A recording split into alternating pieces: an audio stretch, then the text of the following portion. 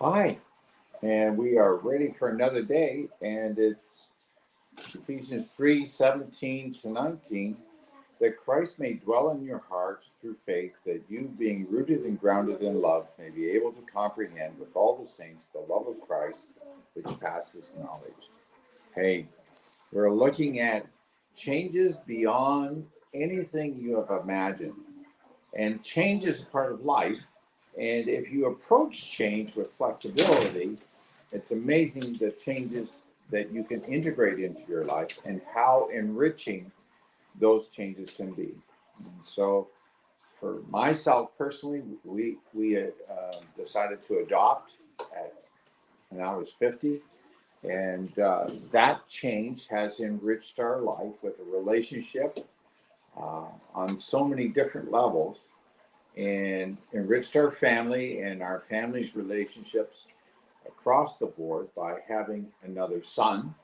And so all of that changes everything. So out of relationship, you can have a change that you never dreamed of, and it can exceed your imagination. And here's the thing: we don't know, or we can't necessarily anticipate all the changes. Good morning, Neil from San Antonio, Texas.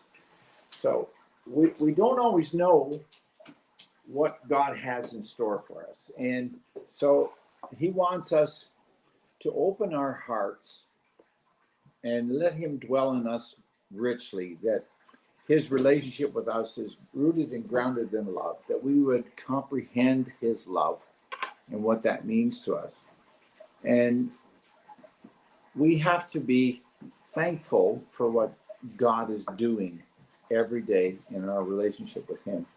And that allows us to pass that thankfulness and that love forward into other relationships with people.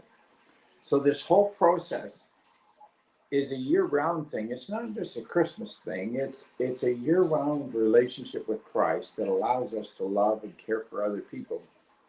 Yesterday, they came back with the stats of what actually happened uh, at our church yesterday. The local news media was there and everything else.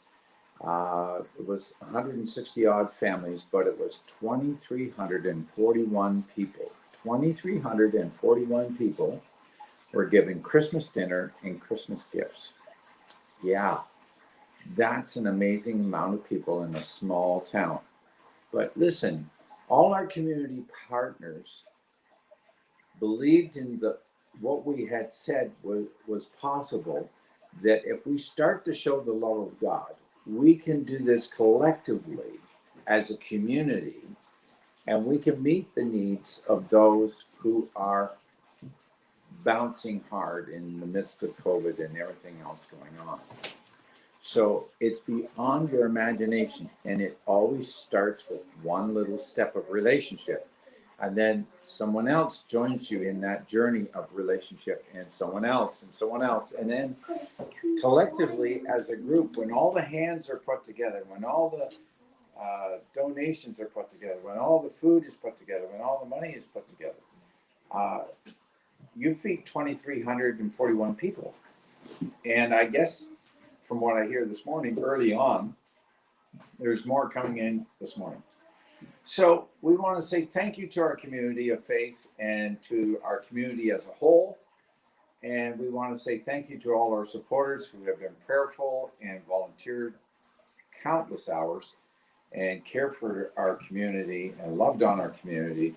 And that's what Jesus told us to do. And that's what Jesus does for us.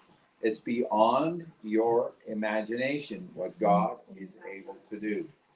Don't think that you're the little thing that doesn't matter, because when we all get together and we all put our part in, everything changes.